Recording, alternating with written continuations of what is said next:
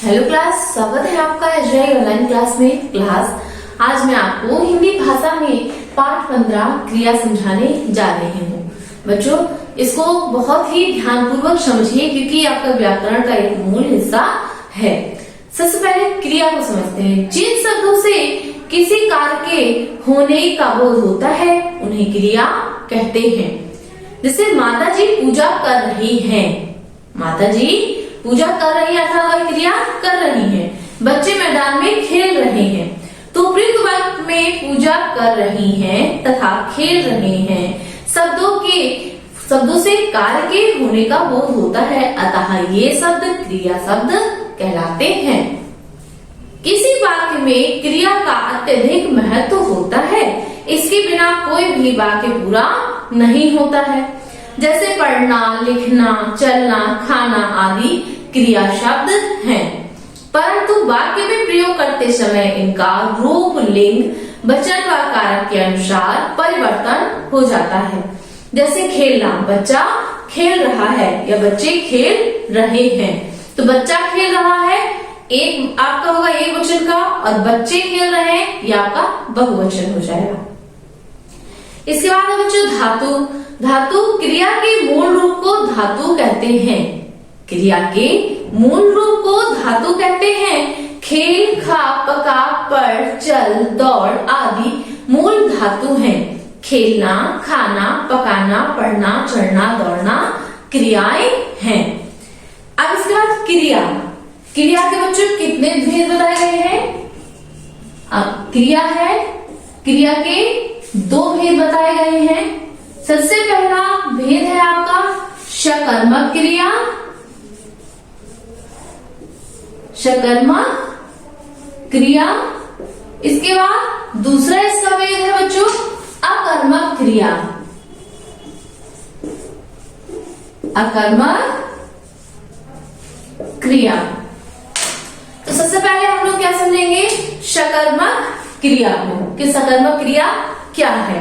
सकर्मक क्रिया जैसे अभिनव पुस्तक पढ़ रहा है, टोकरी में फल रखे हैं, तो पढ़ रहा है क्रिया का सीधा प्रभाव क्रमशः पुस्तक पर है, और रखे हैं क्रिया का सीधा प्रभाव फल के कर्म पर पड़ रहा है, अतः ये क्रियाएं सकर्मक क्रियाएं कहलाती हैं।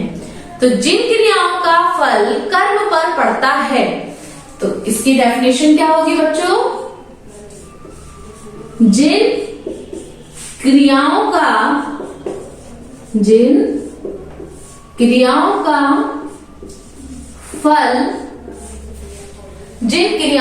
फल कर्म पर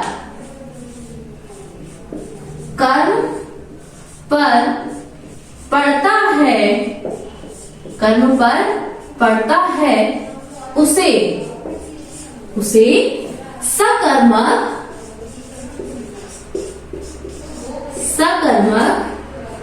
क्रिया कहते हैं। उसे सकर्मक क्रिया कहते हैं। ठीक है बच्चों। अब इसके बाद है सकर्मक क्रिया के भेद। सकर्मक क्रिया के दो भेद बताए गए हैं। सकर्मक क्रिया के आप कितने भेद हो गए? दो भेद। कौन कौन से हैं? दो भेद हैं। सबसे पहला एक कर्मक, ठीक है, और दूसरा है द्विकर्मक।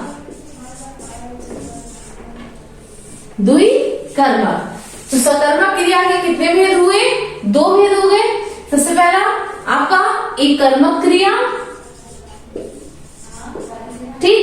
दूसरा आपका कौन सा हो गया बच्चों? द्विकर्मक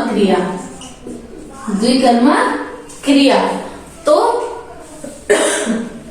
सबसे पहले एक कर्मक क्रिया में देखेंगे जिन क्रियाओं में एक ही कर्म होता है,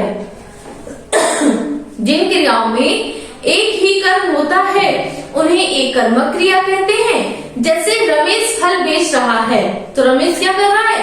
फल बेच रहा है, अर्थात वह एक समय में एक ही क्रिया कर रहा है। तो उपयुक्त वाक्यों में जैसे फल हो गया, पक्षी पेड़ पर बैठे हैं तो पेड़ हो गया, इसमें बकरी घास खाती है तो घास इसमें एक कर्मक क्रिया है। ठीक है, इसके बाद बच्चों द्विकर्मक क्रिया। द्विकर्मक क्रिया क्या है? द्विकर्मक क्रिया जिन क्रियाओं में दो कर्म होते हैं उन्हें द्विकर्मक क्रिया कहते हैं। जिन क्रियाओं में द्विकर्म होते हैं उन्हें द्विकर्मक क्रिया कहते हैं। जैसे डॉक्टर मरीजों को दवा दे रहा है, तो डॉक्टर मरीजों को सबसे पहले वो मरीज देख रहा है और उनको दवा भी दे रहा है, तो यहाँ पर द्विकर्मक क्रियाएं हुई। तो डॉक्टर मरीजों को दवा दे रहा है तो मरीजों और दवा में द्विकर्मक क्रिया होगी। नेक्स्ट है माली गमलों में पानी दे रहा है, तो सबसे पहले गमलों और उसके बाद पानी, तो इनमें भी द्विकर्मक क्रिया हुई कि माली गमलों में पानी दे रहा है। उपयुक्त वाक्यों में क्रमशः मरीजों व दवा, गमले व पानी दोनों में द्विकर्मक क्रियाएं हैं, अतः ये द्विकर्मक क्रिया हुई। इसके बाद बच्चों हम समझेंगे अकर्मक क्रिया। अभी आपने पढ़ा सकर्मक क्रिया और सकर्मक क्रिया के दोनों भेदों को समझा। इसके बाद है द्विकर्मक क्रिया। तो द्विकर्मक क्रिया क्या है बच्चों? अकर्मक क्रिया। तो इसमें अकर्मक क्रिया में है जैसे मोर नाच रहा है, बच्चे खेल रहे हैं। उपयुक्त वाक्यों में नाच रहा है और खेल रहे हैं क्रिया का फल क्रमशः मोर और बच्चे पर पड़ता है, अतः ये क्रियाएं अकर्मक क्रिया हैं। अतः हम कह सकते हैं कि जिन क्रियाओं का फल कर्ता पर पड़ता है उन्हें अकर्मक क्रिया कहते हैं। जैसे सकर्मक क्रिया और अकर्मक क्रिया की पहचान किस तरीके से हो सकती है? सकर्मक क्रिया की पहचान के लिए क्या किसे, सकर्मक क्रिया की पहचान के लिए क्या किसे और किसको लगाकर प्रश्न कीजिए। अगर उत्तर मिलता है तो सकर्मक क्रिया है। जैसे प्रश्न करने पर लड़का क्या कर रहा है, उत्तर मिलेगा पुस्तक पढ़ रहा है, तो इसमें कौन सी क्रिया हो जाएगी आपकी? सकर्मक क्रिया। इसके बाद है अकर्मक क्रिया। तो जिन क्रियाओं की पहचान के लिए क्रिया के साथ, जिन क्रियाओं की पहचान के लिए क्रिया के साथ क्या किसे और किसको लगाकर प्रश्न कीजिए। अगर उत्तर नहीं मिलता है तो अकर्मक क्रिया है। क्या किसे और किसको लगाने पर, ये याद रखने वाली चीज है बच्चों। क्या कर्मक क्रिया कैसे पता करेंगे? क्या किसी और किसको लगाने पर शब्द में अगर आंसर मिल जाता है तो सकर्मक होगी, आंसर नहीं मिलता है तो वह अकर्मक क्रिया होगी। जैसे बच्चा रोता है तो क्या रोता है, उत्तर कुछ नहीं, क्या रोता है, रो तो बच्चा रहा है ना, जो बच्चा रोता है इसमें क्या करने पर आंसर नहीं आ रहा है, अतः ये अकर्मक क्रिया है। एक बार बच्चों इसके पॉइंट को हम लोग फिर से नोट कर लेते हैं। जिन शब्दों से किसी कार्य के होने का बोध होता है उन्हें क्रिया कहते हैं। सेकंड पॉइंट है क्रिया का मूल रूप लिंग, वचन व कारक के अनुसार बदलता रहता है। तीसरा, क्रिया का मूल रूप धातु कहलाता है। चौथा, क्रिया दो प्रकार की होती है, सकर्मक और अकर्मक। तीसरा के बाद चौथा है बच्चों जिन क्रियाओं का फल कर्म पर पड़ता है उन्हें सकर्मक क्रिया कहते हैं। इसके बाद अंतिम बिंदु है जिन क्रियाओं का फल कर्म पर नहीं पड़ता है उन्हें अकर्मक क्रिया कहते हैं। तो बच्चों आज की कक्षा में आपने क्या पढ़ा?